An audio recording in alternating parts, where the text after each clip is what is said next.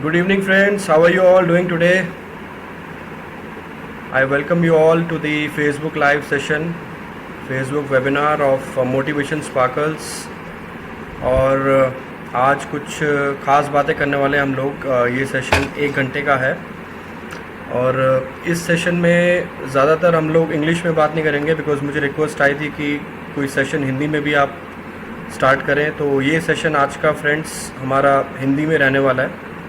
और आज जो पर्सन इस सेशन में आप सबसे बात करने वाले हैं, इंटरेक्ट करने वाले हैं, उनके बारे में मैं 1 मिनट आपको बताना चाहता हूँ कुछ कि किस तरह से उन्होंने अपने आप को स्टैंड करा लाइफ में। कुछ साल पहले वो जो काम आज कर रहे हैं वो उस काम में नहीं थे, लेकिन कुछ हेल्थ प्रॉब्लम होने की वजह से वो बेड रेस्ट पे आ गए। हम में से बहुत सारे लोग जब बेड रेस्ट पे आ जाते हैं तो क्या सोचते हैं? नेगेटिव हो जाते हैं। लाइफ में ऐसी ऐसी चीज़ें सोचते हैं कि बस अब लाइफ को जीना नहीं है, आप छोड़ देना, उम्मीद छोड़ देते हैं हम लोग।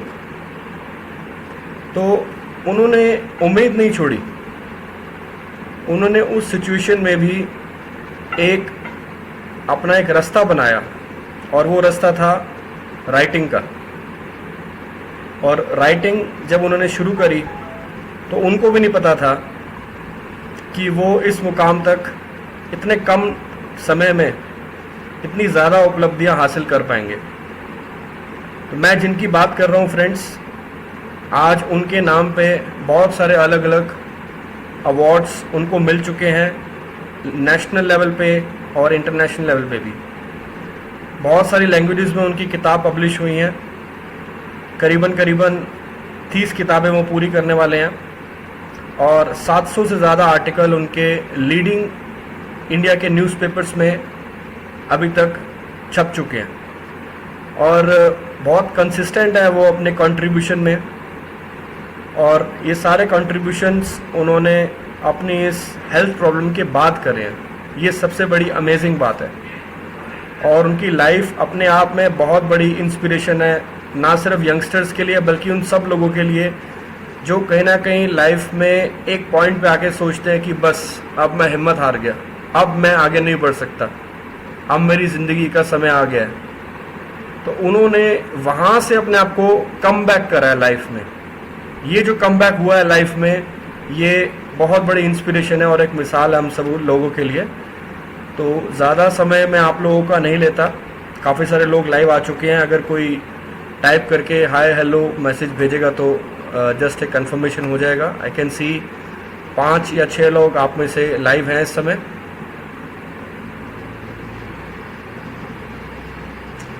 ओके फ्रेंड्स, सो अब मैं इंट्रोड्यूस कराना चाहता हूँ आपको जॉली अंकल से, जो कि jolly uncle. Okay, hello Aman sir, how are you? Hello Nidhi, कैसे हैं आप? सो फ्रेंड्स, मैं आपको इंट्रोड्यूस कराता हूँ जॉली अंकल से। जॉली अंकल आज हमारे साथ हैं और उन्होंने एक टॉपिक खुद डिसाइड करा जिसके बारे में बहुत लोगों तक अवेयरनेस पहुँचाना चाहते हैं। क्योंकि फ्रेंड्स, आजकल हर कोई लिखने में इंटरेस्टेड है, पर कैसे लिखे, कहाँ से शुरुआत करें, क्या लिखें, ऐसा क्या लिखें और ऐसा किस तरह से लिखें जिससे कि लोग हमारी राइटिंग को पढ़ें, समझें और हमें अप्रिशिएट करें। तो जॉली अंकल के पास भी ऐसी बहुत सारी क्वेरीज पिछले कुछ समय से आ रही थी और वो सोच ही रहे थे कि इस बारे में लोगों तक मैसेज कैसे पहुंचाया जाए। तो उन्होंने इस बात को डिसाइड करते हुए ये फाइनल किया कि चलो ये वीडियो आज how to become a good writer, इस टॉपिक पे आज बात करते हैं। तो I welcome Jolly Uncle. Jolly Uncle को मैं अब कैमरा पास ऑन कर रहा हूँ। Welcome sir, welcome to the session. Thank you Shri साहब, थैंक यू। हेलो फ्रेंड्स, आज मोटिवेशन स्पार्कल्स के इस सेशन में बहुत ही इंटरेस्टिंग टॉपिक लेके आए हैं। ये है how to become a good writer, यानी कामयाब लेखक कैसे बने। ये टॉपिक मुझे भी पसंद है क्योंकि मैं खुद एक राइटर हूँ। तो आप समझ सकते हैं कि राइटर को उसके चॉइस का टॉपिक मिल जाए तो उसके लिए कहना, बोलना, लिखना सब कुछ आसान हो जाता है। और मैं ही क्या, हर आदमी बेसिकली देखा जाए तो राइटर होता है। कुछ ना कुछ हम अपनी रोज़मर्रा की लाइफ में ज़रूर कहीं ना कहीं लिखते रहते हैं। वो बात अलग है कि हम उसे प्रोफेशनल तरीके से नहीं पहुंच पाते। कुछ लोग हैं कि वो जो अपनी इस हेजिटेशन को ख़त्म करते हैं और वो आगे प्रोफेशनल राइटर बन जाते हैं। तो इस टॉपिक पे बात शुरू करने से पहले जो एक बहुत ही इम्पोर्टेंट मुद्दा इस टॉपिक से जुड़ा हुआ है वो मैं एक शेर की उसमें कहना चाहूँगा। कहनी हो जब भी अपने दिल की बात कुछ इस तरह से कहा करो। कहनी हो जब भी अपने दिल की बात कुछ इस तरह से कहा करो कि अपना मकसद तो पूरा हो पर कभी किसी का दिल ना दुखे। जब भी हम कुछ लिखने की सोचते हैं तो सबसे पहले हमें ये ध्यान रखना है कि हम कोई भी बात करें, कुछ भी हम लिखें, उससे सामने वाले को, पढ़ने वाले को खुशी तो मिलनी चाहिए, उसको कुछ नया सीखने को मिले, वो तो अच्छी बात है। लेकिन कभी भी कोई एक ऐसी चीज़ नहीं लिखनी चाहिए जिससे किसी की फीलिंग्स हर्ट हो। तो इस चीज़ को हमें ध्यान में रखना चाहिए। इसलिए मैंने ये 2 लाइनें सबसे पहले कही, क्योंकि ये पूरी ज़िंदगी हमारे काम आती है। अदरवाइज कई बार एक छोटी सी चूक जो है, छोटी सी गलती जो है, वो बहुत बड़ी परेशानी क्रिएट कर देती है राइटर के लिए। तो मैंने ये ज़रूरी समझा कि ये चीज़ मैं ज़रूर सबसे पहले आपके साथ शेयर करूं। जब राइटर की बात आती है तो सबसे पहले बुक्स का रेफरेंस आता है। बुक्स, कुछ लोगों को कोई खास टाइप की बुक पसंद होती है, लेकिन कुछ ऐसी भी बुक्स होती हैं जो हर किसी को पसंद होती हैं। छोटे बड़े लोगों को, लेडीज़ को, जेंट्स को।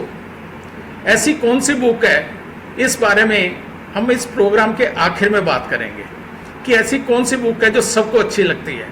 अगर आपकी कोई फेवरेट बुक है तो आप मुझे मैसेज करके बता सकते हैं। अदरवाइज हम बाकी टॉपिक डिस्कस करने के बाद इस फेवरेट बुक को हम डिस्कस करेंगे। तो अब हम शुरू करते हैं कि कामयाब लेखक कैसे बना जाए। कामयाब लेखक बनने के लिए जब भी हम सोचते हैं तो उसके लिए सबसे ज़रूरी है कि एक अच्छा लेखक जो है वो पहले एक अच्छा रीडर, एक अच्छा पाठक हो।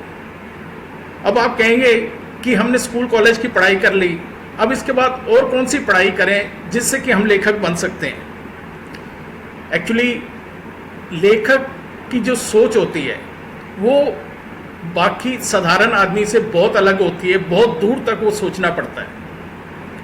ये सारा खेल जो है ये विचारों का है। एक आम आदमी के विचार एक लिमिट तक सोचते हैं, जबकि एक लेखक के विचार, वो एक बहुत मशहूर saying है कि जहाँ ना पहुँचे रवि वहाँ पहुँचे कवि। तो वो बिल्कुल जिसने भी लिखा बहुत अच्छा लिखा, बड़ी गहरी बात कही उन्होंने। तो एक लेखक के विचार जो हैं वो बैठे बैठे कहाँ तक जा सकते हैं, समुद्र की गहराई तक भी जा सकते हैं, आसमां की बुलंदियों तक भी जा सकते हैं, उसके बारे में कोई अंदाज़ा लगाना बड़ा मुश्किल है। तो विचारों का ये जो खेल है, तो ये विचार हम किस तरह से सामने वाले के पेश करें, किस तरह से हम प्रेजेंट करें, चाहे हम बोल के कहते हैं चाहे लिख के कहते हैं, लेकिन जब भी हम अपने विचार पेश करते हैं तो बहुत ध्यान रखने की ज़रूरत होती है। रीज़न बीइंग कि विचारों के माध्यम से हम किसी के दिल में उतर सकते हैं, लेकिन अगर विचारों को ठीक तरीके से नहीं पहुंचा पाते और चूक हो जाती है तो हम हमेशा के लिए किसी के दिल से उतर सकते हैं। तो ये आप समझ सकते हैं कि कितना सेंसिटिव इशू बन जाता है यहाँ पे आके, कि इसको हैंडल करना बड़ा मुश्किल हो जाता है। कई बार एक बात छोटी सी मुंह से निकल जाए गलत और फिर 10 जगह सॉरी कहना पड़ता है, माफ़ी मांगनी पड़ती है, तो भी बात जो है वो ख़त्म नहीं होती। अब अगर एक राइटर बनना है तो राइटर के लिए बहुत ज़रूरी है कि हर दिन कुछ ना कुछ नया पढ़ा जाए। सिर्फ नए पढ़ने से बात नहीं होती, नया लिखने की भी बहुत ज़रूरत है। चाहे हम एक पैरा रोज़ लिखें, 10 लाइनें लिखें, 1 पेज लिखें, फिर धीरे धीरे उसको मतलब कि हम लेके जाएं, मतलब कि 2 पेज 4 पेज, और जब एक प्रोफेशनल लेवल हम टच करते हैं तो कम से कम 8 से 10 पेज लिखना हमारे लिए बहुत ज़रूरी है। जो भी हमारा फेवरेट सब्जेक्ट है, जिसको हम प्रमोट करना चाहते हैं, जो हमारे दिल के बहुत करीब होता है सब्जेक्ट, हम उसी पे बात करें, उसी पे सोचें, उसी पे लिखें, तो बात बनती है, तो हम मतलब कि अपने आप को एक इस्टेब्लिश राइटर जो है वो मतलब कि बना सकते हैं। अब आप कहेंगे कि इतना कुछ पढ़ने की ज़रूरत क्यों है, तो यहाँ मैं एक छोटा सा उदाहरण देना चाहूँगा कि अक्सर हम कभी पहाड़ी इलाकों में जाते हैं, जब हिली एरियाज़ में, तो वहाँ पर बहुत ही कुदरत के खूबसूरत झरने, पानी गिरता हुआ बहुत ही नज़ारा देखने वाला होता है। जहाँ पे वो झरने का पानी गिर रहा होता है, वो सारी जगह आसपास की इतनी खूबसूरत, इतनी महकदार हो जाती है कि दिल करता है कि आदमी यहीं बैठा रहे। शाम हो जाती है, रात हो जाती है, तो भी दिल करता है कि यही इसी नज़ारे का आनंद लेते रहें, यहाँ से उठ के जाने का मन नहीं करता। तो उसमें क्या खासियत होती है कि वो पानी जो है पहाड़ों से लगातार ताज़ा पानी एकदम से गिरता रहता है। लेकिन अगर किसी दिन वो झरने का पानी रुक जाए, 2-4 दिन 5 दिन वो पानी रुक जाए, और वही जगह है, वही झरने का पानी है, और फिर अगर हम उसके पास जाके रुकते हैं तो 2 मिनट 4 मिनट भी वहाँ खड़ा होना मुश्किल हो जाता है। वहाँ बैठना तो बड़ी दूर की बात, तो आदमी कहता है कि भी नहीं, यहाँ से निकलो, यहाँ पे रुकना बहुत मुश्किल है, तबीयत खराब हो जाएगी। तो फर्क कहाँ पे है? झरना वही है, जगह वही है। पहले लगातार पानी गिर रहा था तो वो जगह बड़ी अच्छी, शानदार, महकदार थी। जब पानी रुक गया तो उसी पानी ने बदबू मारनी शुरू कर दी। सेम चीज़ एप्लीकेबल होती है हमारे ज्ञान के ऊपर, हमारी नॉलेज के ऊपर। अगर लगातार हम कुछ नया पढ़ते रहें, नया सीखते रहें, तो हमारी एक फ्रेशनेस बनी रहती है। जब भी हम कुछ नया लिखने की कोशिश करेंगे तो ये जितनी चीज़ें हमने पढ़ी हैं, तो ये सारे हमारे सेमी कॉन्शियस माइंड में स्टोर होती रहती हैं। तो एक राइटर को मैक्सिमम जो सपोर्ट करता है लिखते टाइम, जो मेरा अपना पर्सनल एक्सपीरियंस है, वो ये है कि हमारा सेमी कॉन्शियस माइंड हमें सपोर्ट करता है। क्योंकि प्रेजेंट माइंड कुछ हिस्सा, कहते हैं कि शायद 1/10 जो है वो टोटल काम करता है जब प्रेजेंट पोजीशन में हम काम करते हैं, और 50 to 60% जो है वो जो है सेमी कॉन्शियस माइंड, उसमें ये जो डाटा बैंक बन जाता है जिसमें सारी इन्फॉर्मेशन स्टोर होती रहती है। तो वो इन्फॉर्मेशन जो है वो हमें हेल्प करती है जिस टाइम हम कुछ लिखना शुरू करते हैं। आपने ज़रूर एक्सपीरियंस किया होगा कि जब कभी आपने कोई लिखने की बारे में सोचा होगा, तो कई चीज़ें आपको बचपन की, कई बातें स्कूल कॉलेज के टाइम की आपको याद आ जाती हैं, और उसको जब आप कोरिलेट करते हैं और जिस टाइम आप उसको शेप देनी शुरू करते हैं, तो एक अलग ही चीज़ निखर के सामने आती है। तो इसलिए मेरी रिक्वेस्ट है कि अगर आप मन बना रहे हैं कुछ आर्टिकल्स लिखने का, कुछ किताब लिखने का, तो उसके लिए जो भी आपका फेवरेट सब्जेक्ट है उसके बारे में रेगुलर कुछ ना कुछ ज़रूर पढ़ते रहें, और ज़रूर उसकी लिखने की भी साथ साथ जो है वो प्रैक्टिस करते रहें। इसके साथ आज क्योंकि दुनिया बहुत छोटी हो चुकी है, इंटरनेट ने सारी दुनिया की इन्फॉर्मेशन हमारी मुट्ठी में कर दी है। एक फ़ोन के ऊपर हम पूरी दुनिया की जानकारी बड़ी इजीली ले सकते हैं। तो इसलिए आज राइटर के लिए उतना इजी नहीं रह गया कि हम जो कुछ सोचें नॉर्मल सा और उसे लिखते हैं और उसे पब्लिक एक्सेप्ट कर लेगी। हमें हर दिन कुछ ना कुछ नई क्रिएटिविटी चाहिए। हम जो कुछ भी लिखें उसमें एक नयापन ज़रूरी है, उसमें एक अनूठापन होना चाहिए। जब तक बाकियों से अलग हटके नहीं सोचेंगे और उनसे अलग हटके लिखने की कोशिश नहीं करेंगे, तो हमारी राइटिंग की वैल्यू नहीं पड़ेगी, उसकी मार्केट में एक्सेप्टेबिलिटी उतनी नहीं हो पाएगी। तो राइटिंग में क्रिएटिविटी हर बार बहुत ज़रूरी है। कुछ ना कुछ नयापन लाने की ज़रूर कोशिश करो, उससे आपको बहुत ईजिली बहुत अच्छा रिस्पांस मिलेगा। इसी के साथ अगर आप इसमें पॉजिटिव और प्रैक्टिकल अप्रोच जोड़ देते हैं, अगर सोच सिर्फ और सिर्फ सकारात्मक रखते हैं, तो वो कहते हैं कि सोने पे सुहागे वाली बात हो जाएगी। तो उससे हमें और 4 गुना जो है बेनिफिट और अच्छा मिलता है। ये बात सच है कि आज की डेट में हमारा मीडिया, चाहे वो टीवी है या प्रिंट मीडिया है, न्यूज़पेपर वगैरह, तो वो नेगेटिव चीज़ों को बहुत ज़्यादा हाईलाइट करते हैं। अगर किसी ने कोई गलत काम किया है, इवन कोई जेल से भी छूट के आ रहा है, तो मीडिया वाले उसे इस तरह से शाम को टीवी में दिखाते हैं कि जैसे वो बहुत बड़ा हीरो बन गया हो। लेकिन ऐसे लोगों को ठीक है कि कुछ देर के लिए वो लाइमलाइट में आ जाते हैं, लेकिन लोगों को दिलों में ना तो वो प्यार पा पाते हैं, ना उनको मान सम्मान मिल पाता है। तो अगर लोगों के दिलों में वाकई जगह बनानी है, तो हमें अपनी सोच जो है वो हमेशा सकारात्मक रखनी होगी। उसकी अप्रोच जो है वो हमेशा पॉजिटिव हमें मेंटेन करनी पड़ेगी।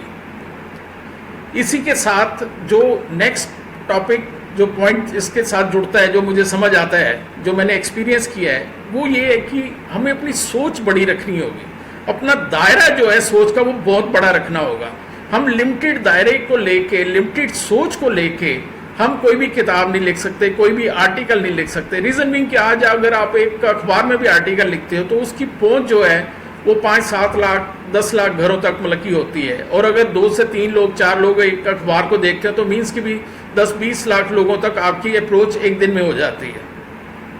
तो अब आप जो कुछ भी लिखने की सोच रहे हैं तो उसके बारे में इतना दायरा बड़ा होना चाहिए कि उसमें किसी तरह की फीलिंग जो है, छोटे बड़े किसी भी धर्म जाति या किसी तरह के इंसान को कहीं भी हर्ट नहीं करनी चाहिए। आपका टॉपिक, आपका सब्जेक्ट इतना क्लियर और दायरा इतना बड़ा होना चाहिए कि जो भी उसे पढ़े खुशी खुशी उसे एक्सेप्ट करे। तो ये जो है बड़ी सोच जो है, और इस सोच को डिस्क्राइब बड़े तरीके से करना है ताकि जो हमने सोचा है, अगर वो सोचा ठीक है और उसको हम प्रॉपर्ली डिस्क्राइब नहीं कर पाए, ठीक से लिख नहीं पाए, तो भी हमारा पर्पस जो है वो अधूरा रह जाएगा। तो इसी के साथ नेक्स्ट जो पॉइंट समझ आता है वो है लॉन्ग टर्म के लिए हमें सोचना है कि आज अगर मैं इवन लेटर्स टू एडिटर से शुरू करता हूँ, एक कॉलम भी लेटर्स लिखता हूँ एडिटर को, चाहे मैं कॉलोनी की प्रॉब्लम को लेके लिखता हूँ, उसके बाद धीरे धीरे मैं आर्टिकल लिखता हूँ, उसके बाद कोई मोटिवेशनल स्टोरीज लिखता हूँ या किसी और सब्जेक्ट पे लिखना शुरू करते हैं, तो मुझे ये देखना है कि आज के बाद 1 साल के बाद, 2 साल के बाद या 5 साल के बाद मैं कहाँ पे स्टैंड कर पाऊंगा, मैं कहाँ तक इस लाइन को कैरियर अगर बनाना चाहता हूँ या एज ए हॉबी भी मैं प्रमोट करना चाहता हूँ तो मैं कहाँ तक पहुँच पाऊंगा। तो उस चीज़ को हमें साथ में मतलब कि लेके चलना होगा। उसके लिए हमें गोल पहले दिन से ही साथ में सेट करना होगा, क्योंकि अगर हम गोल नहीं बनाते, अगर हम डेडलाइन नहीं लिखेंगे, अपने लिए नहीं रखेंगे डेडलाइन, तो मेरा ये मानना है कि दुनिया के आधे काम कभी पूरे हो ही नहीं सकते। तो जब तक डेडलाइन एक नहीं बना के चलेंगे तो हम मतलब कि कुछ बहुत ज़्यादा अचीव नहीं कर पाएंगे। साथ ही हमें अपने सब्जेक्ट के बारे में अपना व्यू पॉइंट, अपना नज़रिया जो है वो बिल्कुल हमेशा साफ रखना चाहिए। रीज़न बीइंग कि अगर हमने किसी सब्जेक्ट पे लिखना शुरू कर दिया है और उस टाइम लिखते लिखते बीच में आके हम अगर कंफ्यूज हो गए, हमारे मन में किसी किस्म की दुविधा पैदा होगी, हमें समझ नहीं आ रहा कि हम इस दोराहे से अब लेफ्ट जाएं या राइट जाएं या सीधा जाएं, अगर हम ये नहीं समझेंगे तो हम वहीं पे गोल गोल चक्कर लगाते रहेंगे और फाइनली हम कहीं नहीं पहुंच पाएंगे। तो हमें अपना नज़रिया बिल्कुल शुरू से क्लियर होना चाहिए कि मैं यहाँ से शुरू कर रहा हूँ और मुझे अपनी स्टोरी को, मुझे अपनी किताब को किस लेवल पे लेके जाना है। तो वहाँ तक का नज़रिया आपके मन में, आपके माइंड में पहले दिन से बिल्कुल क्लियर होना चाहिए। एक चीज़ जो आज बेसिकली मैं अपने सारे एक्सपीरियंस आपके साथ शेयर कर रहा हूँ, यहाँ मैं एक चीज़ फ्रैंकली एक्सेप्ट करना चाहूँगा कि मैंने जर्नलिज्म की कोई पढ़ाई नहीं की, मैंने कोई डिग्री नहीं हासिल की, मैंने किसी मीडिया हाउस के साथ कोई काम नहीं किया, ना प्रिंट मीडिया के साथ, ना इलेक्ट्रॉनिक वालों के साथ, किसी के साथ। ऑफ कोर्स कि मैंने 10-12 साल प्रिंट मीडिया के लिए लिखा पहले जब मैंने कैरियर शुरू किया अपना, तो उसके बाद फिर धीरे धीरे पिछले 10-12 साल से मैंने किताबें लिखनी शुरू की, क्योंकि प्रिंट मीडिया में लिखते थे तो जो सुबह लिखते थे शाम तक ऑलमोस्ट ज़ीरो हो जाता, अगले दिन याद भी नहीं रहता कि क्या लिखा है। तो फिर बहुत सारे मेरे जो रीडर्स थे उन्होंने रिक्वेस्ट की कि भी आप किताबें इस फॉर्म में बना दो तो वो ज़्यादा देर तक अच्छी तरह मतलब पढ़ने को मिल सकती हैं। तो मैंने जर्नलिज्म की, जैसे मैंने बताया कि मैंने कोई पढ़ाई नहीं की, लेकिन जब मैंने ये लिखना शुरू किया तो लोगों के बीच में अपनी एक जगह बनाने के लिए मैंने जो भी कहानी लिखी, जो भी अपने आर्टिकल लिखे, उसमें मैंने एक हल्का सा ह्यूमर टच शुरू से मैंने मेंटेन किया। मेरी हर किताब में, हर आर्टिकल में कहीं ना कहीं आपको ह्यूमर का टच ज़रूर मिलेगा। उसका मुझे ये फ़ायदा हुआ कि जो वो पहला पैरा पढ़ लेता था मेरी कहानी का, मेरे लेख का, तो वो उस पूरे लेख को ज़रूर पढ़ता था। जब किताबें बनी तो उसी पैटर्न को मैंने फिर बुक्स में भी एडॉप्ट किया। तो वही चीज़ मुझे यहाँ भी उसने बहुत हेल्प की कि जो एक कहानी पढ़ लेता था वो फिर 3 या 4 कहानी पढ़े बिना मेरी किताब को नहीं छोड़ता था। तो इसी के रीज़न से शायद मेरी किताबें जो हैं वो इतनी पॉपुलर हो पाई। तो ह्यूमर टच जो है ये बहुत ज़रूरी है। अब एक लेखक को हमेशा अपनी आंखें और कान खुले रखने चाहिए। ये जो ह्यूमर टच का आइडिया है, ये मुझे एक मेरे जानने वाले हैं, दिल्ली यूनिवर्सिटी में प्रोफेसर थे, तो उनके कुलीग अक्सर कहते थे कि भी हमारी क्लास में तो नॉर्मली 60-70% बच्चे भी क्लास में नहीं बैठते, आपकी क्लास में ऑलमोस्ट अटेंडेंस पूरी होती है, तो इसका क्या रीज़न है। तो एक दो बार जब उनसे बात हुई तो उन्होंने बताया कि दूसरे जो मेरे कुलीग हैं वो जाते ही इमीडिएटली अपने सब्जेक्ट के ऊपर शुरू कर देते हैं। वो कोई एक वर्ड भी लेफ्ट राइट ना सोचते हैं, ना बात करते हैं, ना ही कोई रेपो बनाने की कोशिश करते हैं स्टूडेंट के बीच में, और सीधा वो अपना क्लास में आए, एंटर किए, अपना सब्जेक्ट बोला और वहाँ से बाहर निकल गए। लेकिन इनमें ये फ़र्क था कि ये जब क्लास में जाते थे तो कभी 1-2 मिनट के लिए इन्होंने कोई मजाक कर दिया, कभी किसी टॉपिक पे हंस के बात कर ली, कभी किसी स्टूडेंट ने कोई अच्छी सी बात कर दी तो उसको इनकरेज किया थोड़ा सा, तो उससे एक इनकी ट्यूनिंग इतनी अच्छी हो गई क्लास के साथ। तो जब मैंने कहा कि अगर वहाँ पे ये चीज़ इतनी यूज़फुल हो सकती है तो इसको मैं राइटिंग में क्यों नहीं लूँ, तो मैंने इसी चीज़ को लिया और इसने वाकई बहुत हेल्प की। आप भी अगर लिखते हैं और उसमें एक हल्का सा ह्यूमर का टच मेंटेन करते हैं, सब्जेक्ट कोई भी हो, इसमें कोई शक नहीं है, हम हर सब्जेक्ट में हल्का सा टच इसको दे सकते हैं ह्यूमर का, और आपको इसके बहुत अच्छे रिजल्ट्स मिलेंगे, ये मेरा प्रॉमिस है, क्योंकि मैंने खुद ये पूरी लाइफ एक्सपीरियंस किया है। अब नेक्स्ट मैं इसमें कहना चाहूँगा भाषा शैली, जो हमारी लैंग्वेज है, आर्टिकल की हो चाहे या बुक्स हम किसी पर्टिकुलर टॉपिक पे लिखते हैं, तो भाषा जो है वो जितनी हम सिंपल रखेंगे, जितनी सरल और सहज होगी, उतनी पढ़ने वाले को बहुत आसान लगेगी। वो एक फ्लो में एक बड़े स्मूथ तरीके से उसको पढ़ता चला जाता है। अगर कुछ लोगों का मानना है कि मेरे कुछ दोस्त हैं जो राइटर हैं, अच्छी बुक्स लिखते हैं, अच्छी नहीं बहुत अच्छी लिखते हैं, लेकिन उनकी सोच ये कहती है कि नहीं, हमारे किताब में भारी भरकम वर्ड होने चाहिए। मेरा ये एक्सपीरियंस कहता है कि इस तरह की किताबें अच्छी बन जाती हैं, लेकिन वो लाइब्रेरी के शो केस में ही बंद होकर रह जाती हैं। उनको अक्सर पाठक पढ़ना पसंद नहीं करते। तो जब हम पाठक के लिए लिख रहे हैं, पब्लिक के लिए लिख रहे हैं, तो हमें पब्लिक के लेवल पे जाके बात करनी चाहिए। तो जब उनकी भाषा में, उनके लेवल पे हम बात करते हैं, तो जब वो पढ़ेंगे, सहज और सरल भाषा होगी, तो ही मतलब कि उनको आनंद आएगा, तो ही वो शौक से सेकंड टाइम हमारी बुक उठाएंगे, सेकंड टाइम वो बुक पढ़ेंगे, और नेक्स्ट जो बुक आएगी तभी उसका इंतज़ार करेंगे, वरना उनके लिए मतलब कि वो एक बोझ बन के रह जाएगा जिसको कि वो दोबारा देखना भी नहीं पसंद करेंगे। तो ये अगर इन सारी चीज़ों को जो मैंने बताया, इसका कम्बिनेशन अगर हम तैयार करते हैं तो प्रेजेंटेशन इतनी रोचक बन जाती है कि किताब का कवर ही जो है और उसका जो बैक कवर है, जहाँ पे हम एक पैरा लिखते हैं कि पूरी किताब में क्या है, तो वो इतना रोचक बन जाता है कि पाठक देखते ही उसे इमीडिएटली जो है पसंद करने शुरू कर देता है। अब टेक्निकली अगर देखा जाए कि किताब लिखने हैं या स्टोरी या आर्टिकल लिखते हैं तो उसमें क्या चीज़ें होती हैं, तो इसमें 2-3 चीज़ जो बहुत ज़रूरी हैं वो ये है कि एक तो स्टार्टिंग हमें करनी चाहिए इंट्रोडक्शन से, कि हमारा सब्जेक्ट क्या है, हम किस विषय के बारे में बात कर रहे हैं, आज हम क्या कहना चाहते हैं, क्या हम नया कुछ आपको देना चाहते हैं। तो वो इंट्रोडक्शन जो है वो एक प्रॉपर होनी चाहिए। उसके बाद हमारा फोकस जो है सारा वो मेन सब्जेक्ट के ऊपर आना चाहिए कि हमारा मेन सब्जेक्ट क्या है, उसको हम फोकस करें। तो उस पे जितना है मैक्सिमम उस पे मतलब कि हमें पहले स्टडी करनी चाहिए। उसमें अगर कोई डाटा है, कोई रेफरेंस अगर हमने कोट करना है, तो उस फिगर्स को, उस रेफरेंस को डबल चेक करना बहुत ज़रूरी है। सॉरी, एक सेकंड।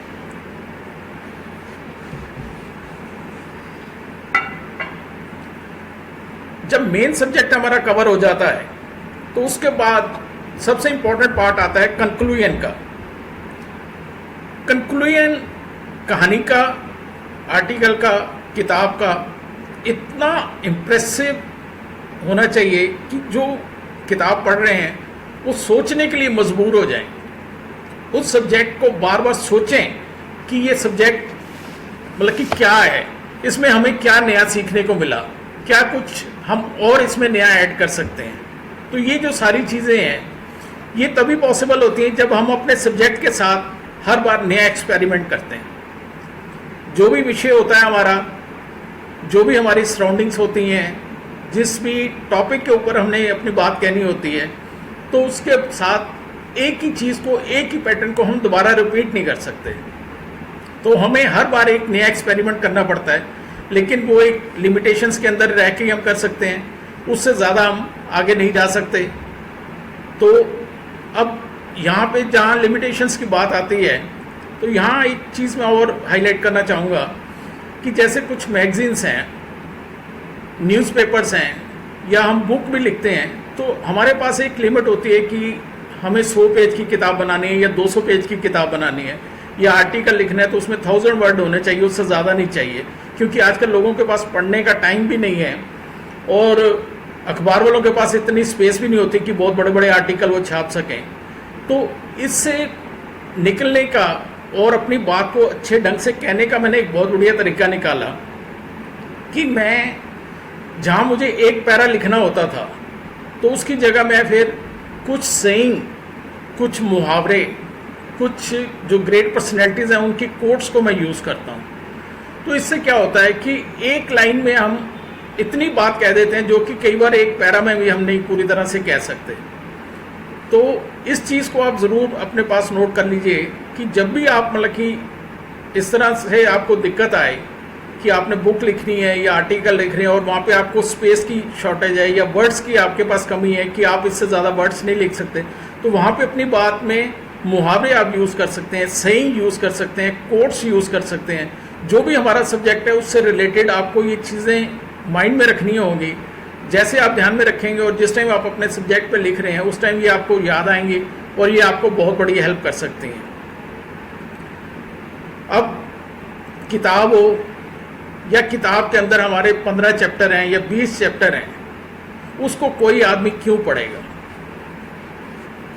ये हमें देखना है कि वो हमारी, अगर किसी बुक स्टोर पे या किसी बुक फेयर में 200, 400, 500 किताब पढ़ी है, तो हम चाहते हैं कि वो सबसे पहले हमारी किताब उठाए, तो वो क्यों उठाएगा? तो उसके लिए ये कि जो किताब का टाइटल है, जो किताब का हेडिंग हमने बनाना है और जो अंदर इंडेक्स हमने बनाना है, एक एक चैप्टर का जो हेडिंग है वो जितना छोटे से छोटा हो और जितना अट्रैक्टिव बना सकते हैं आप, उतना वो कैची बनेगा, उतनी जल्दी वो पाठकों को अपनी तरफ वो अट्रैक्ट कर पाएगा। अगर हेडिंग बहुत लंबे लंबे या इस तरह का हेडिंग रख देते हैं कि जिससे हम कन्वे ही नहीं कर पाते कि हम ये किताब किस बारे में लिखी है, तो कई बार वो कंफ्यूजन क्रिएट हो जाता है और आदमी देख के भी किताब को जो है वो छोड़ देता है। दूसरी चीज़, कई बार राइटर्स को एडजस्टमेंट करनी पड़ती है। मैंने अपनी ज़िंदगी में पॉलिटिक्स और रिलीजन पे कभी नहीं लिखा। मुझे बहुत बार ऑफ़र आई, बहुत अच्छी अच्छी ऑफ़र आई कि आप रिलीजन पे मतलब कि बुक्स लिख दीजिए। ये दोनों इतने सेंसिटिव इश्यूज़ हैं कि एक कॉमा फुल स्टॉप भी इधर से उधर हो जाए तो कई बार कन्फ्यूज़न हो जाता है, मिसअंडरस्टैंडिंग हो जाती है, लोग लड़ने को तैयार हो जाते हैं कि आपने ये वर्ड ऐसे क्यों लिख दिया। क्योंकि इन दोनों लाइनों में जो मैंने अपने एक्सपीरियंस से नोट किया है कि ये लोग वही चीज़ पसंद करते हैं जो इनके मतलब की हो, जो इनको अच्छी लगती है। अदरवाइज़ ये दूसरे किसी टॉपिक को ये पसंद नहीं करते। आप मेरिट्स पे कितनी भी अच्छी बात लिख लो, वो इन लोगों को बिल्कुल नहीं अच्छी लगेगी और ये कभी भी उसको ईजिली एक्सेप्ट करने के लिए तैयार नहीं होते। तो लेकिन एडजस्टमेंट राइटर को एक लिमिट तक थोड़ी बहुत ज़रूर करनी चाहिए, लेकिन कभी भी इतना नहीं झुकना चाहिए कि आपको उठने में तकलीफ हो। तो माइनर सी एडजस्टमेंट तो ठीक है कि चलती है, लेकिन उससे ज़्यादा मैं कभी नहीं रिकमेंड करूँगा। दूसरी तरफ मेरे कुछ दोस्त हैं, वो राइटर तो बनना चाहते हैं, किताबें तो लिखना चाहते हैं, लेकिन वो कहते हैं कि जो सब्जेक्ट हमें पसंद है, किसी को सैड शायरी बड़ी पसंद है, कोई दर्द भरी कविताएं लिखना चाहता है। तो अब आज की डेट में किसी के पास इतना टाइम नहीं है कि कोई सिर्फ और सिर्फ हमारे दुख दर्द को सुने।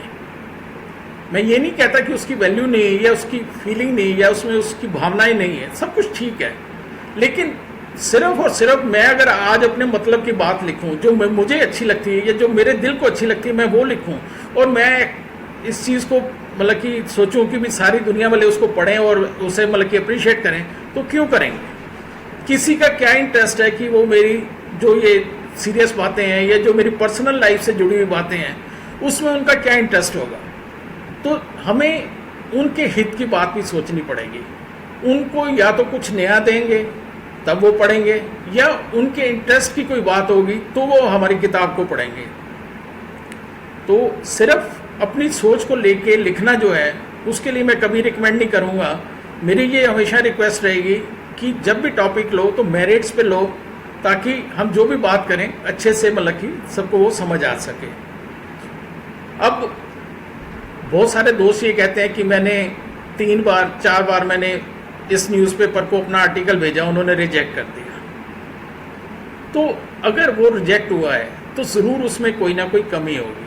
अभी हम अप टू द मार्क नहीं लिख पाए, जो उनका स्टैंडर्ड है या जो उनकी एक्सपेक्टेशंस हैं वो वहाँ तक हम अभी तक नहीं पहुँच पा रहे। मीन्स की भी ज़रूर वहाँ पे कोई दिक्कत है, तो उसको हमें सुधारना होगा। अगर 1 बार 2 बार 3 बार रिजेक्ट भी हो जाता है, या कोई इवन हमारे सामने बैठ के भी हमारा आर्टिकल पढ़ता है या स्टोरी पढ़ता है और उसको क्रिटिसाइज करता है, तो भी हमें डरना नहीं चाहिए, घबराना नहीं चाहिए। आलोचना हेल्दी होनी चाहिए, सिर्फ इस वजह से मतलब कि कोई क्रिटिसाइज नहीं करे कि भी हाँ for the sake of criticism वो मतलब क्रिटिसाइज करे, वो तो मैं नहीं मानता। लेकिन आलोचना से नहीं, एक राइटर को कभी भी डरना चाहिए। यहाँ पे एक जो बड़ी ज़रूरी चीज़ है वो ये है कि सेल्फ क्रिटिसिज्म, उससे हमें बचना चाहिए।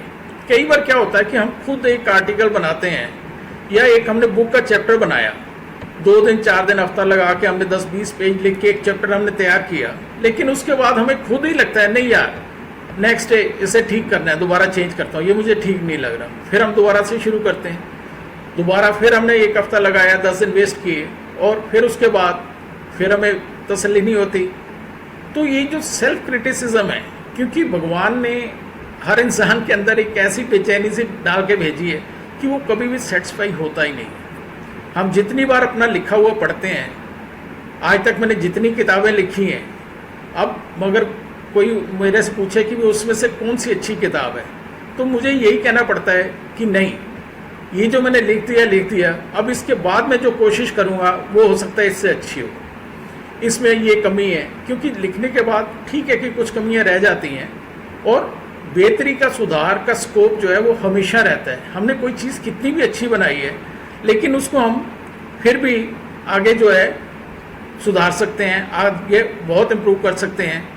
बहुत सारे मैसेज मेरे पास आ रहे हैं मुकेश साहब का। मुकेश साहब थैंक यू, बहुत आपकी ब्लेसिंग्स, प्यार, आशीर्वाद हमें हमेशा मिलता रहता है। प्राची जी थैंक यू, आपके भी बहुत अच्छे मैसेज आ रहे हैं, और शैरी जी और कई लोगों के मैसेज आ रहे हैं, सबका थैंक्स। तो मैं थोड़ा अपना टॉपिक कंटिन्यू करता हूँ, फिर अभी एक बार आपसे सबसे बात करते हैं। तो आलोचना के बाद जो है एक इम्पॉर्टेंट चीज़ होती है ग्रामर। ग्रामर का डायरेक्टली तो हम नहीं कह सकते, आजकल काफ़ी मतलब कि जो ट्रेंड है वो चेंज होता जा रहा है। रीज़न बीइंग कि सिर्फ हिंदी में लिखने से भी काम नहीं चलता, इंग्लिश में लिखने से भी काम नहीं चलता। हमारे नॉर्थ इंडिया में तो स्पेशली इंग्लिश जो है, हिंदी और इंग्लिश का कम्बिनेशन में मतलब कि बात कन्वे करने का मतलब कि एक अलग से ट्रेंड शुरू हो गया है। लीडिंग न्यूज़पेपर भी जो हैं इंग्लिश के, वो हिंदी के वर्ड यूज़ करते हैं, हिंदी वाले इंग्लिश के वर्ड्स यूज़ करते हैं। लेकिन फिर भी जहाँ तक हो सके हमें अपनी ग्रामर का पूरा ध्यान रखना चाहिए। इससे इनडायरेक्टली जो है हमारी पर्सनैलिटी पे, हमारी कलम के ऊपर सवाल उठते हैं कि हमारी कैपेबिलिटी क्या है। कई बार छोटी छोटी गलतियां जो हैं वो एक राइटर की इमेज को बिल्कुल ज़ीरो कर देती हैं, तो उससे जो है हमारी पोजीशन अच्छी होने की बजाय पहले से भी और कई बार ख़राब हो जाती है। एक सेकंड सर।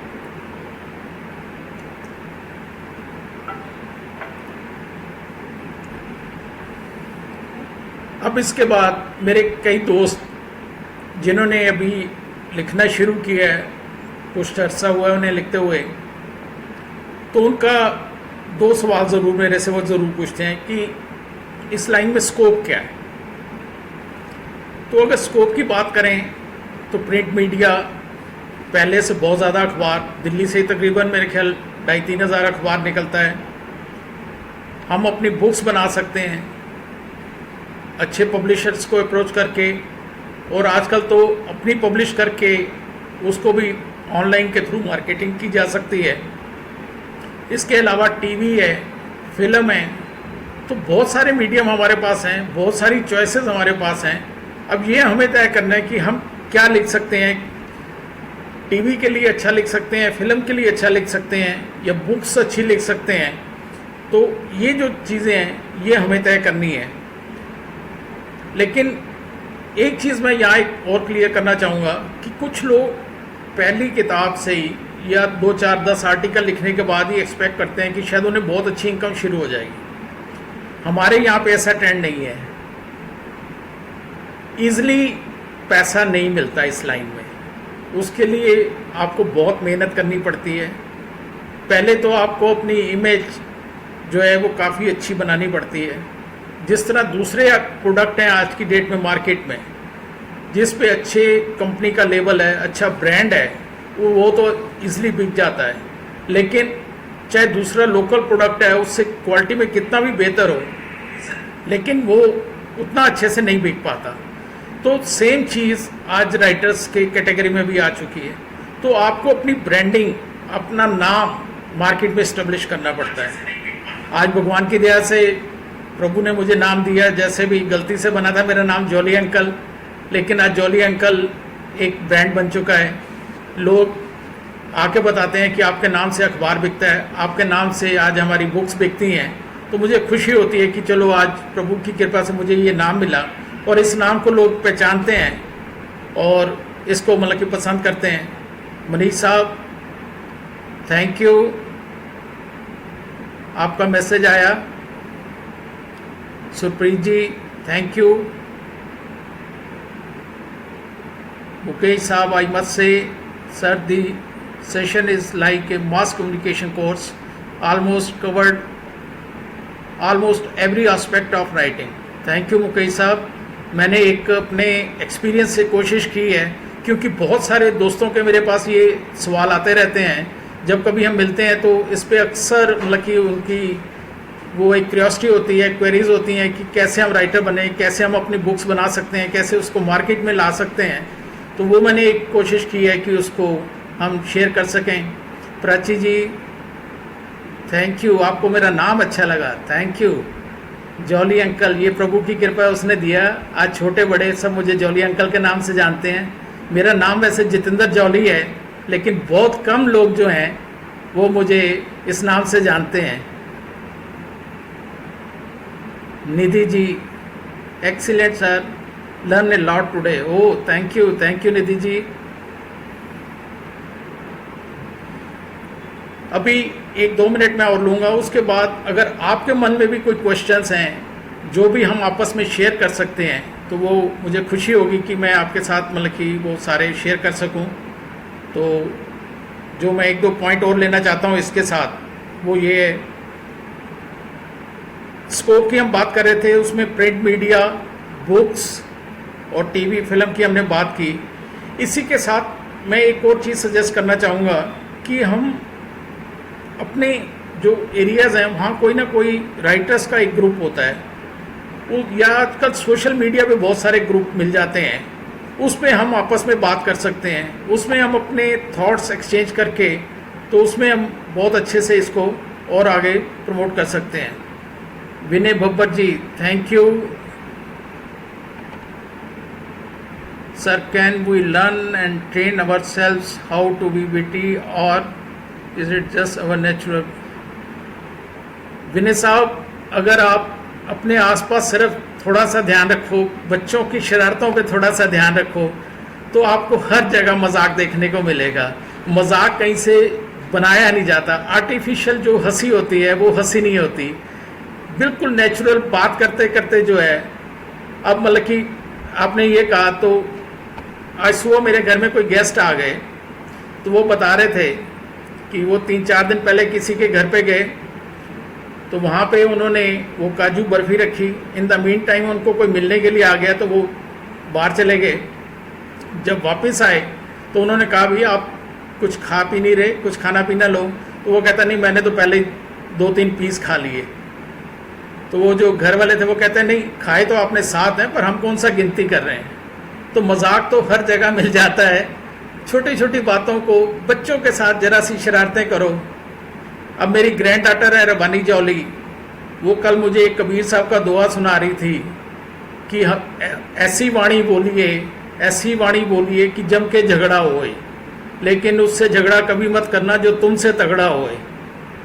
छोटे से बच्चे ने मजाक किया, मजाक में कोई बात की, लेकिन उसमें भी बहुत बड़ा मैसेज दे दिया कि झगड़ा कर लो थोड़ा बहुत किसी से, लेकिन उससे झगड़ा कभी मत करना, जो तुम्हारे से तगड़ा है तो वो तुम्हारे पे भारी पड़ जाएगा।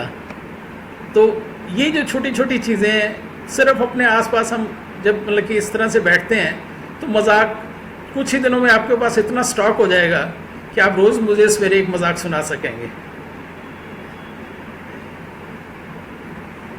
तो ये हम स्कोप की बात कर रहे थे।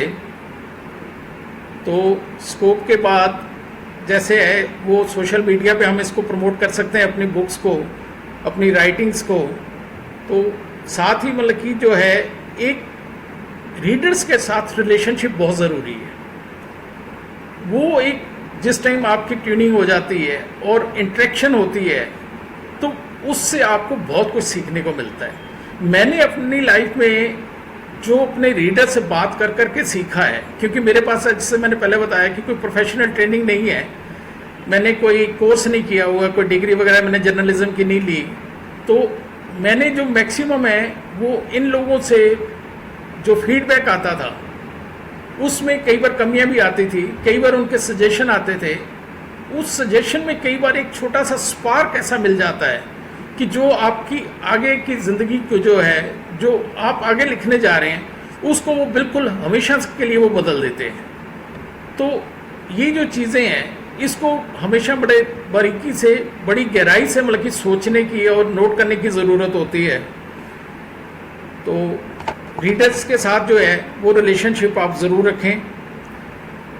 इसके बाद अभी तक मेरी, जैसे मैंने बताया, 30 किताबें पब्लिश हो चुकी हैं, लेकिन फिर भी बहुत सारे लोग पूछते हैं कि आपकी सबसे अच्छी किताब कौन सी है।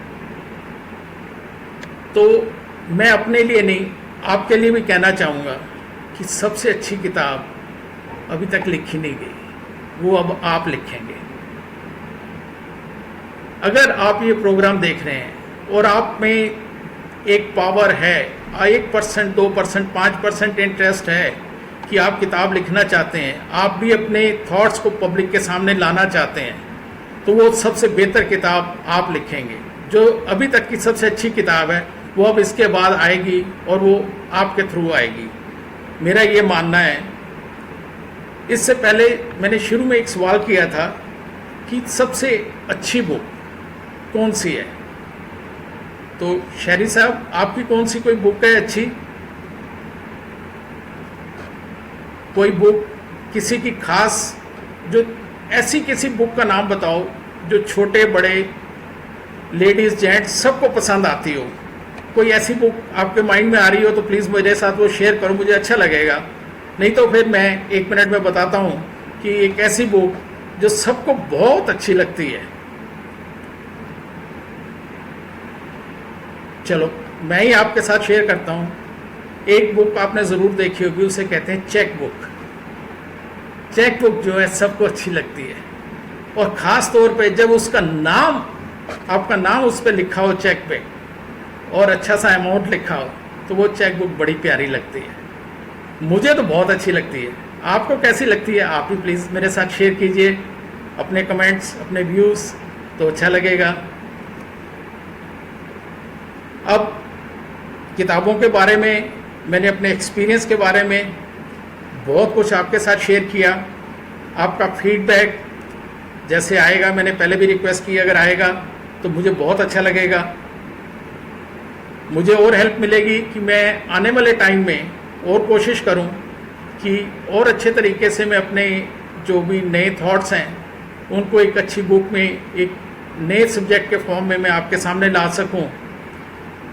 एक थोड़ी सी कड़वी सच्चाई है, लेकिन उसको शेयर करना बड़ा ज़रूरी है किताबों के बारे में, क्योंकि हम किसी भी चीज़ के बारे में, किसी भी इंडस्ट्री में कहीं भी काम करें तो उसकी सिर्फ ब्राइट साइड देख के हमें नहीं आगे चलना चाहिए, उसकी थोड़ी सी डार्क साइड भी देखना ज़रूरी होता है सिर्फ ब्राइट साइड को जो देख के आगे चलते हैं तो फिर उनको रास्ते में बहुत परेशानी आती है। जब जरा सी भी कठिनाई आती है तो उन्हें लगता है कि ये क्या हो गया हमारे साथ। तो मैं जो बुक्स का, राइटर की ज़िंदगी का एक थोड़ा सा डार्क साइड है, वो एक शेर के फॉर्म में मैं आपके साथ शेयर करना चाहता हूँ।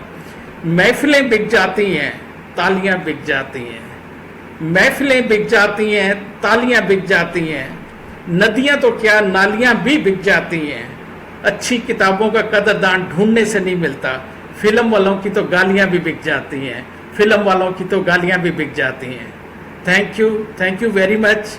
आप सबका बहुत सपोर्ट रहा मुझे। विनय साहब, निधि जी, सुप्रीत जी, प्राची जी और सभी मेंबर्स जितने ऑनलाइन रहे या जो अभी नहीं देख पाए बाद में भी देखेंगे, सबका बहुत बहुत थैंक यू। और इसी तरह फिर बहुत जल्द एक नए सब्जेक्ट के साथ इसी प्लेटफॉर्म पे फिर आपसे मुलाकात करेंगे। Thank you.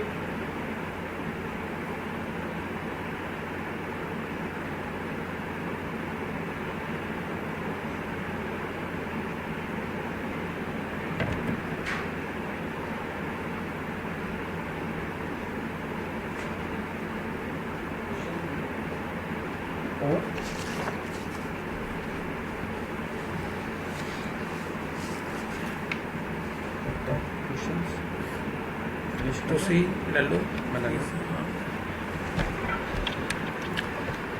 All right, thank you very much friends for watching this awesome live session. मैं तो सिर्फ एक ही बात कह सकता हूँ कि overloaded with the dose today. मतलब डोज इतना हैवी मिला है आज की क्या बताएं। तो कुछ क्वेश्चंस हैं आप लोगों के, तो I am helping Jolly Uncle to give answers to all of you. आप लोगों से रिक्वेस्ट करूंगा फ्रेंड्स कि आप लोग प्लीज़ अपने क्वेश्चंस दोबारा से टाइप कर दें। I am really very sorry कि कुछ क्वेश्चंस आप लोगों ने टाइप करे हैं, बट वो क्वेश्चंस क्योंकि सरकार थोड़ा फ्लो बना हुआ था, इस वजह से वो जो इन्फॉर्मेशन थे वो पास ऑन कर रहे थे, इस वजह से शायद वो मिस कर गए। तो आपसे रिक्वेस्ट है आप लोग प्लीज़ एक बार क्वेश्चंस को दोबारा पूछ लें। प्रमोद, आपका कुछ क्वेश्चन था, आप प्लीज़ दोबारा पूछ लें एक बारी। पीपी सर, कुछ क्वेश्चंस आप पूछना चाहते हैं। Manish sir, how are you, good to see you sir. सर कोई क्वेश्चन आपने पूछना हो तो आप प्लीज़ पूछ सकते हैं। Prachi, thank you very much dear for watching us. आप प्लीज़ अगर कुछ पूछना चाहते हैं तो प्लीज़ आप ज़रूर पूछें। Hello Vinay, how are you.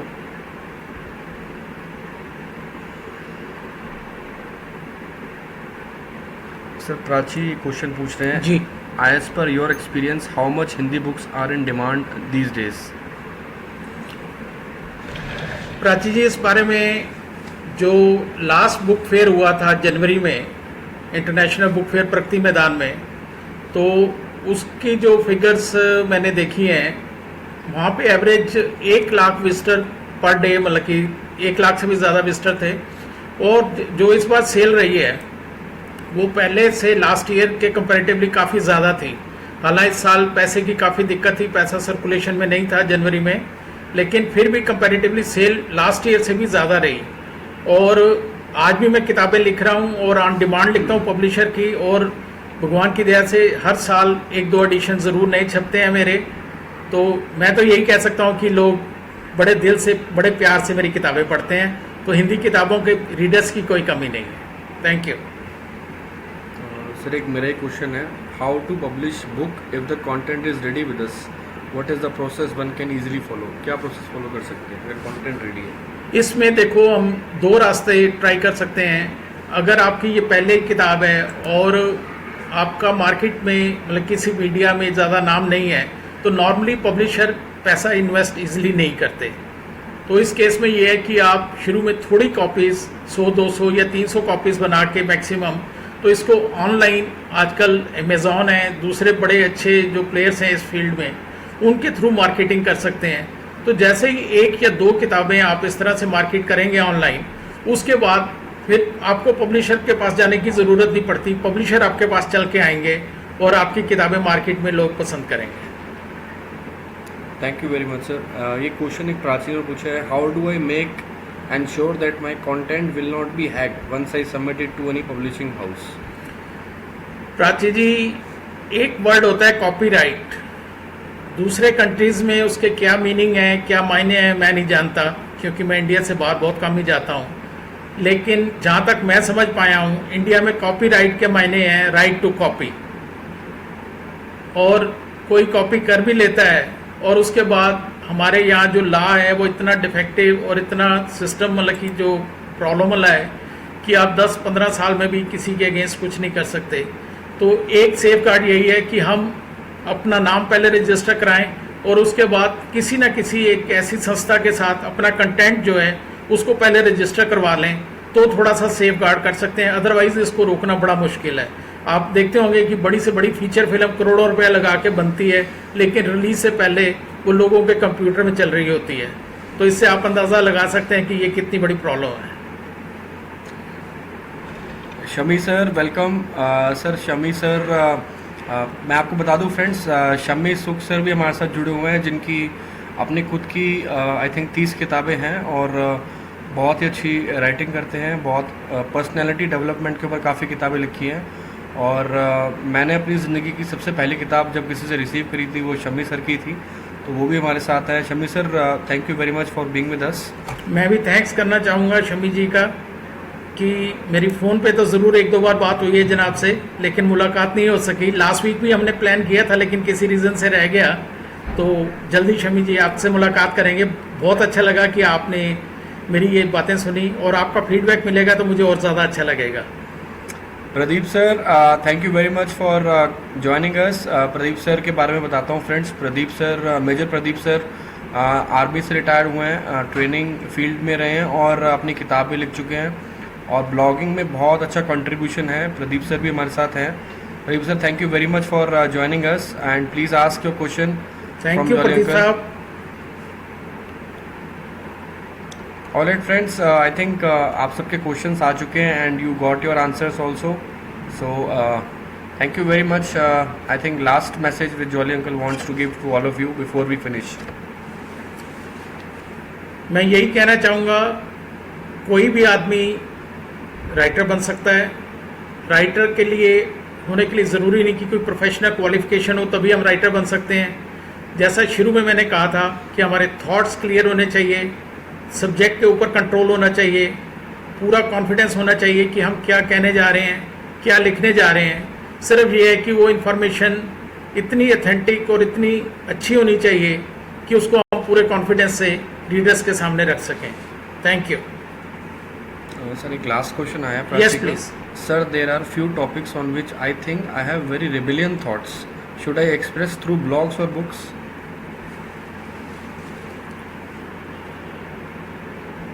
Books के थ्रू तो शायद नहीं पॉसिबल हो पाएगा।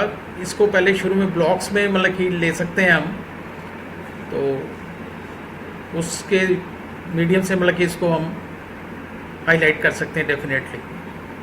ओके, हो Prachi, you have got your answer. Manish sir ने क्वेश्चन पूछा, सर प्लीज से समथिंग ऑन पायरेसी।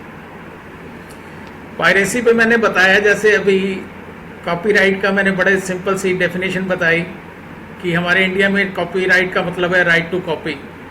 तो अगर बड़े से बड़े जो फिल्म प्रोड्यूसर हैं वो कंट्रोल नहीं कर पा रहे, ऑडियो इंडस्ट्री वाले नहीं कंट्रोल कर पा रहे, किसी तरह वो अपने गाने राइट्स फिल्म के किसी तरह नहीं बचा सकते, और एक इंडिविजुअल जो राइटर है बुक्स लिखता है तो वो उसको किस हद तक मतलब कि बचा सकते हैं। मुझे तो नहीं लगता कि हम इसमें ज़्यादा कुछ कर सकते हैं। सिर्फ यही है कि जिस भी हमने एसोसिएशन की मेंबरशिप ली हुई है वहाँ पे हम इमीडिएटली जैसे ही हमारी बुक कंप्लीट होती है उसके साथ पहले उसको रजिस्टर करवा के तो उसको सर्टिफाई करवा लें, तो यही एक थोड़ा सा तरीका बचता है। उसके बाद भी मिसयूज़ होता है, लेकिन इस पर कुछ किया नहीं जा सकता। हमारे यहाँ कानून हमें इतना ज़्यादा सपोर्ट नहीं करता। Thank you. ऑलराइट फ्रेंड्स, सो हम लोग इस सेशन के एंड पे आ गए हैं बिल्कुल, और आप सबका बहुत बहुत थैंक्स। आप सब ने जो सवाल पूछे हैं आशा करता हूँ कि सबको आपके अपने अपने अंदाज में जवाब मिले हैं जॉली अंकल के थ्रू। जॉली अंकल्स का बहुत दिल से थैंक्स करना चाहता हूँ, वो अपना टाइम निकाला उन्होंने, और इतनी हाई एनर्जी तो शायद एक यंगस्टर में भी नहीं होती जो उन्होंने आज यहाँ पे दिखाई है मेरे को। मैं तो बहुत इंस्पायर होकर जाऊँगा यहाँ से, और उनकी बहुत ब्लेसिंग्स हैं मेरे साथ और हमेशा रहे, मैं यही उम्मीद करता हूँ। और फ्रेंड्स, मैं आप लोगों को एक मैसेज और देना चाहता हूँ, वो ये है कि आप में से कोई भी जो भी टॉपिक पे बोलना चाहता है, ये प्लेटफॉर्म आप लोगों के लिए बना है, आप लोगों की वजह से बना है। मेरी आपसे हम्बल रिक्वेस्ट है, आप में से कोई भी इंटरेस्टेड है किसी भी टॉपिक पे बोलने के लिए, अगर आपको लगता है कि वो self improvement, personality development, lifestyle change के ऊपर किसी को भी आप हेल्प करना चाहते हैं, कोई टॉपिक पे बोलना चाहते हैं, या आपको लगता है कि आप कोई वैल्यू एडिशन कर सकते हैं, अपना पर्सनल एक्सपीरियंस लाइफ का आप शेयर कर सकते हैं, you are most welcome to contact me. आप मुझे व्हाट्सएप पे मैसेज कर सकते हैं, आप मुझे फेसबुक प्रोफाइल के थ्रू कॉन्टैक्ट कर सकते हैं। Thank you very much for listening to both of us. Have a nice evening. Thank you very much. Bye bye. Thank you.